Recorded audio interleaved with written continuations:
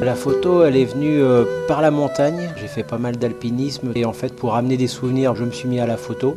Et la photo, après, a pris le pas sur ma passion de la montagne. Et j'oriente mes sorties montagne en fonction de mes envies de photo. Vous avez suivi une formation, vous êtes autodidacte? Entièrement autodidacte, pas mal de livres aussi, pas mal de tutos sur Internet qui aident bien quand même à apprendre les bases de la photo. Et après une phase de perfectionnement, Jérôme s'est spécialisé dans un certain type de photos. Tout ce qui se rapporte à la nature en général m'intéresse, que ce soit la faune ou les paysages, 100% nature quoi. Pourquoi ce choix?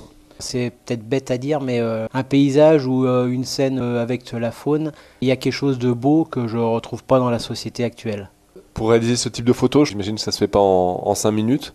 Oui, c'est une école de patience et on peut passer des heures et des heures sur le terrain sans rien rapporter. Pas de photos, mais on rapporte quand même des souvenirs. On peut être à l'affût au renard et avoir observé une mésange ou même un simple lever de soleil, quoi. Ça veut dire que pour faire ce type de photo, vous devez planquer un peu, comme peuvent le faire des chasseurs par ailleurs. Oui, c'est ça. On appelle ça d'ailleurs la chasse photographique à la base. Donc oui, c'est les mêmes techniques, les mêmes camouflages, voire plus encore, parce que ça nous arrive en tant que photographe de croiser des promeneurs sans qu'eux nous voient. Mais contrairement aux chasseurs, nous, quand on repart, l'animal est vivant. Au fil du temps, Jérôme d'Auvergne a décidé de concentrer ses efforts sur le Bugey, territoire au cœur duquel il vit.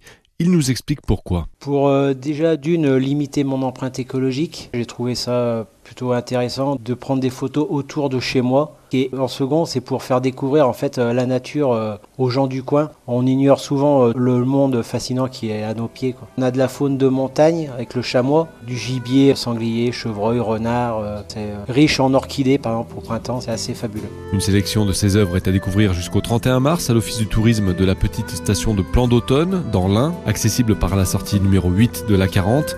Un travail photographique à retrouver également sur le blog et le site web de Jérôme d'Auvergne.